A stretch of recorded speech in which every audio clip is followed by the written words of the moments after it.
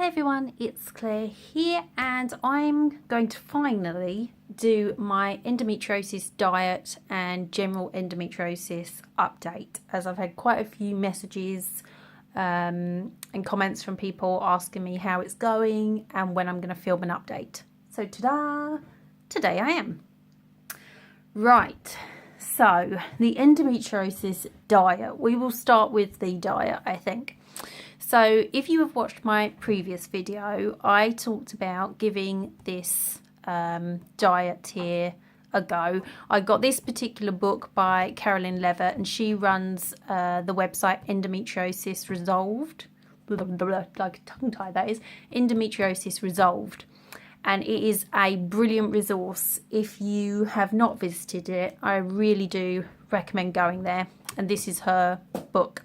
Because she's very factual and gives references for everything she writes about, which I really like because there's a lot of misinformation out there and dodgy facts. So anyway, the basis of the diet, and it's not her diet per se, the endometriosis diet is an across-the-board thing. Ellen, stop.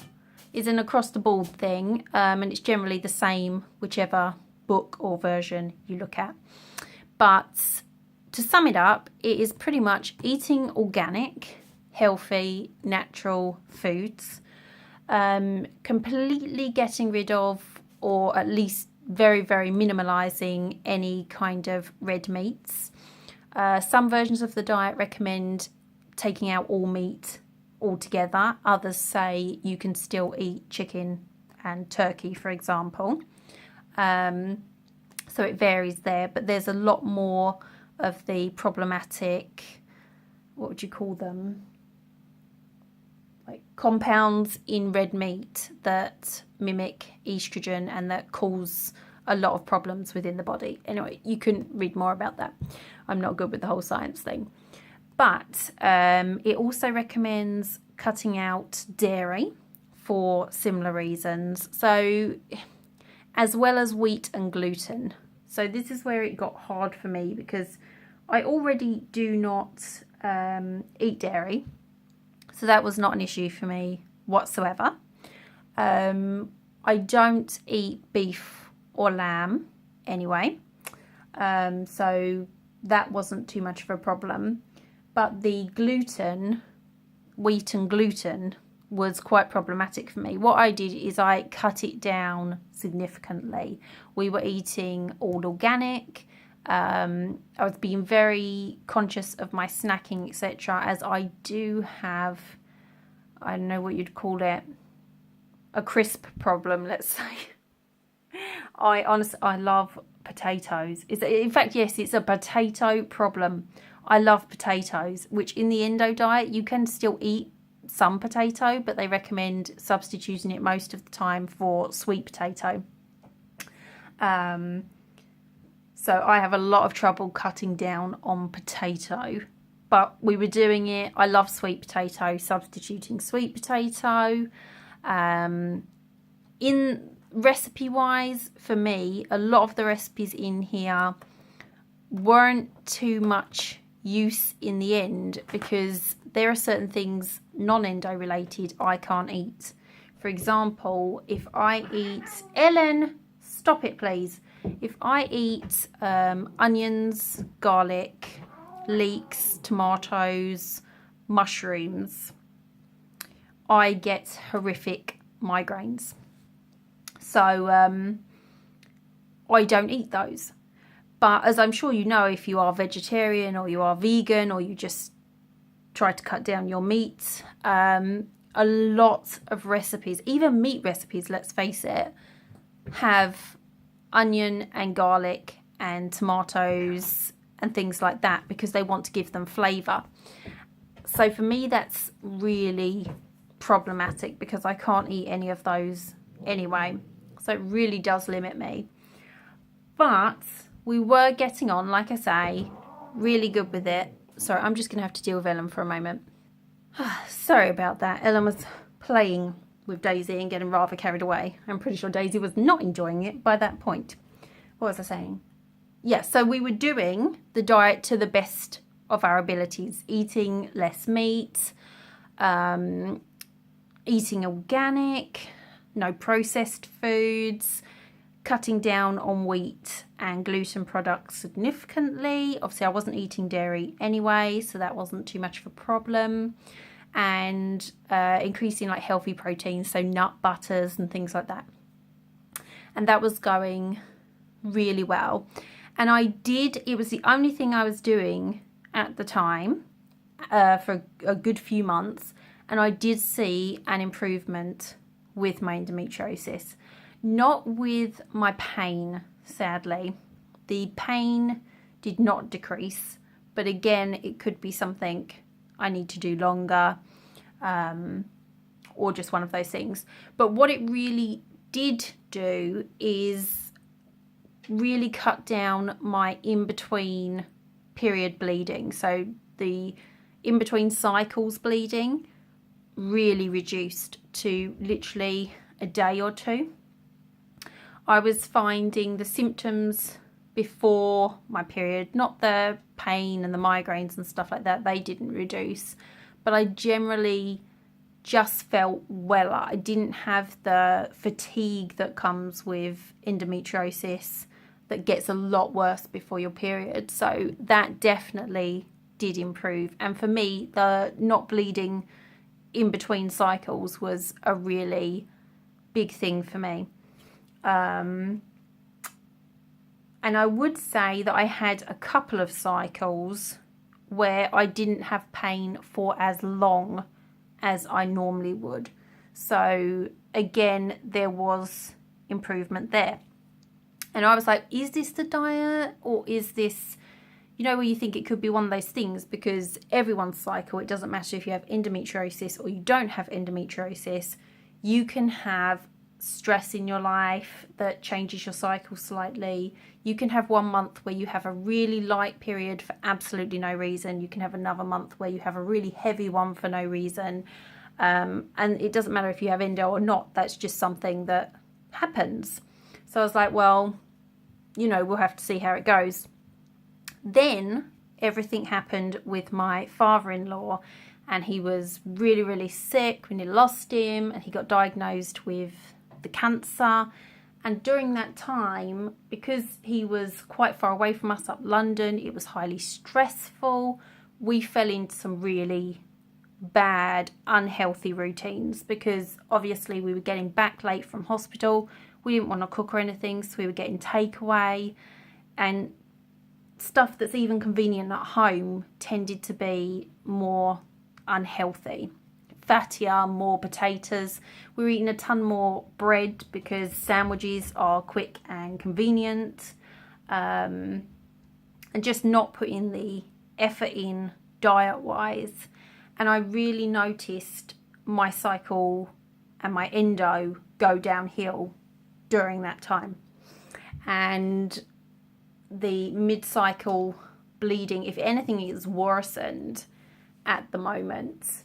And things did level out with my father-in-law when he got home, and we were just getting back on the bandwagon of making sure we was eating healthy and all the rest of it, and things did start to improve slightly that month.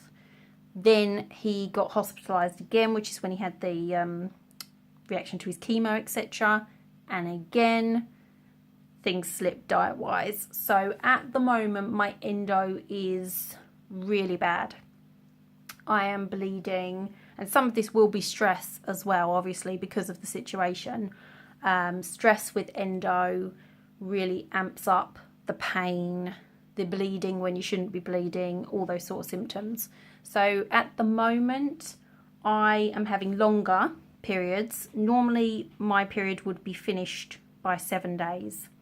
Mine, since really everything with my father-in-law started, my periods have been anywhere between 10 and sort of 12, 14 days before they finally whittle out. Then I would stop bleeding for a couple of days and then start again. And then it would literally be spotting until a week, just under a week before my period, when it would stop. and then obviously my period will be coming around. Pain-wise, the cramps have been a lot worse. Now, something else I have been trying out for the cramps has been magnesium. Now, my regime, if you like, for when I get the severe cramping with my cycle is I usually take prescription painkillers, two types, an opiate type and naproxen. And even that only makes it so I can kind of crawl my way up the stairs, but it is better than nothing. So that would be my normal routine when it's really bad, when I start my period. I started taking the magnesium when, I think 3, because I was very bad. I got it at the same time and planned to do it, but I didn't. So it's about 3 months after the diet started. So I'd already seen some improvement with the diet.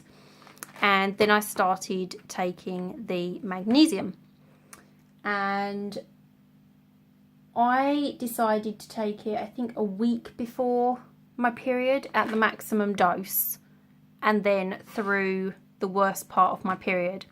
And I did see some improvement in the pain and cramping.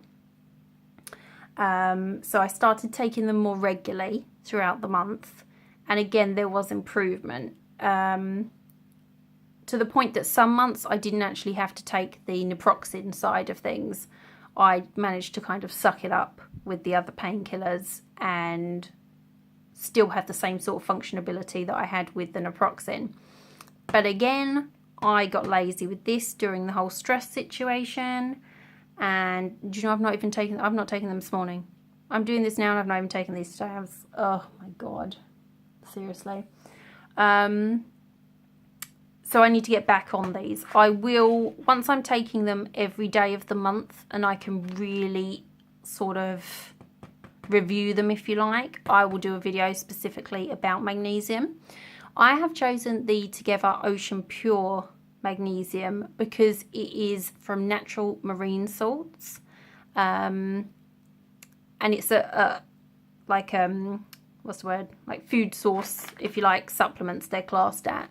You don't want to take the made in a lab magnesium, because a nutritionist I paid to go see told me that those ones, because I've tried magnesium before and it did nothing, and she told me that the chemical versions that they make in a lab are not as readily absorbed as food source supplements. So, for example, if you want to take vitamin D, then again, this company does all of this, by the way, if you want to look up this company, and they're very reasonably priced.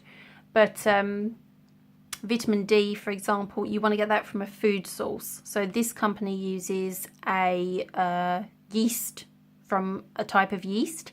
It is not, before you question, because I was like, what the hell, yeast? I'm going to be getting like yeast infections now. They use a specific non-candida type of yeast, and the company is really helpful and really informative. You can call them, you can email them, they will give you any information you want. It's really, really good. So all your vitamins, really, you want to be looking for food sourced vitamins, not the cheapy ones that are made in a lab. So just a vitamin rent tip there. So I'm getting back on those. And the other thing I have just started trying is this. This is from Star Child, which is actually a shop down Glastonbury. I was down there and I bought it because it had in it what I wanted. It's their Moontime oil. I usually make my own, but I thought, oh well, while I'm here, I might as well get one that someone else has mixed. Which isn't the greatest excuse, but I just thought, oh, it looks nice, I'll get it, and it has in it what you need. Now, for endometriosis, the essential oils you want to be using are Roman chamomile, clary sage, cypress, and marjoram. They are excellent oils for the uterus, the womb, for endometriosis, cramping, what's the word? I can't think. I'm in so much pain today. Stabilizing your hormones, stuff like that. So this oil happens to have it in it. So if you don't want to invest in essential oils, if you go on the Star Child website, you can actually buy this oil and have it delivered. It's just a massage oil. If we have a look, comes in like a, I think is this a 50 or 100 ml bottle, and I think it was $9.99. Which, if you don't want to invest in essential oils, this will last you ages. Is a good price for those essential oils because they're quite dear, especially chamomile. Roman chamomile's about £7 something for 10 ml. Clary sage can be around that sort of price too. So I'm trying this out, and currently I use it a couple of days before my cycle to rub on my stomach and lower abdomen area. Now the reason I'm doing this, and I really wanted to show you this book in this video, and I'm so annoyed about this because I got it out before Christmas because I was planning to do the video then, but then things got worse with my father-in-law, and during Christmas it has got put away somewhere and I cannot find it. So a book I really recommend to you is called The Endometriosis Natural Treatment Program. Now it's by Valerie Ann Wormwood and Julia Stonehouse. You can get it on Amazon for, I think it's $9.99. And there is some really good natural information in there, especially going into details about supplements, essential oils, lots of different things. It covers all sort of the natural aspects of dealing with endometriosis, and I have about 5 that deal with that side of things, and that one is the best of all of them. So I really do recommend that book if you can afford to order it. You probably could get it secondhand on eBay or even the Amazon marketplace thingy. Yeah, so look out for that book because it's a great partner to this book if you're planning to have a look at your endometriosis from a more natural perspective. But as things stand with me, I have seen improvement using this diet, and I will say I didn't even do the, you know, full-blown extreme version of the diet. I just really cut down on some of the things that I found hard to eliminate altogether, and it still showed improvements. So I do recommend giving that a go. The magnesium I did see improvement with. I mean, obviously when you have endometriosis, especially if you have it severely like I do, you get a lot of symptoms and a lot of pain. There is no magical mystical cure out there that you can take a magnesium tablet and you are not going to be rolling around. That just isn't going to happen. But what I'm finding is when you start adding up all these little things together, it can just give you a bit of relief. So hopefully this video helps inspire you to look into some of those things, even if you are currently undergoing medical treatment for your endometriosis, you're planning a surgery, you've just had surgery. These are all things that you can do to prolong the effects of your surgery, so you don't have to have it again quite as quick. They're all things you can try. Obviously, I am not a doctor. If you think you have endometriosis and don't have a diagnosis, I have to put this disclaimer in here. Go to your doctor. Do not start treating things randomly. Look into essential oils yourself. I am not your doctor. As YouTube is getting quite strict about you putting in your disclaimers in here.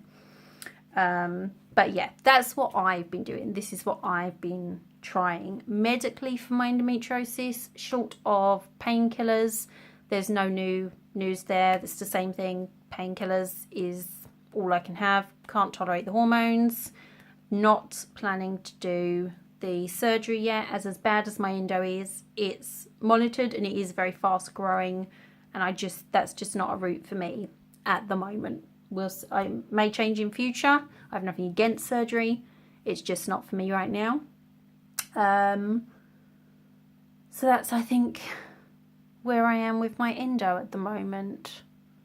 And hopefully we're going to be kind of like our New Year's resolution, if you like, is to get back on this and be a lot stricter with diet, etc., regardless of the stress that's going on around us. Because the thing with me and my husband, if we get super stressed, we react by eating like crud, you know. I will resort to a jumbo bag of kettle crisps and he will resort to chocolate,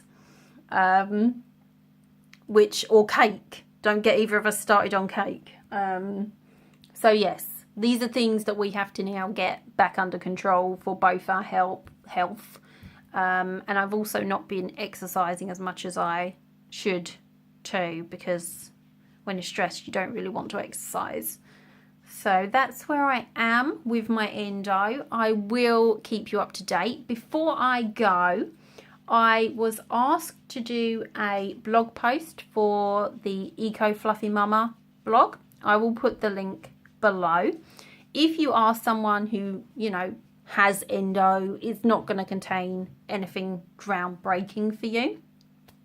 But it is the reason I wrote it and the way I wrote it. I didn't want to do a horror story with the horrors of me rolling around and vomiting and being carried up the stairs and this sort of thing, because it's not helpful in getting people that have never heard of endometriosis or are thinking maybe I've got endometriosis to hear, if you like, scare stories. Yes, it's factual, but it's also just not helpful, because you can scare someone so much that they don't want to go for help because they don't want to have it.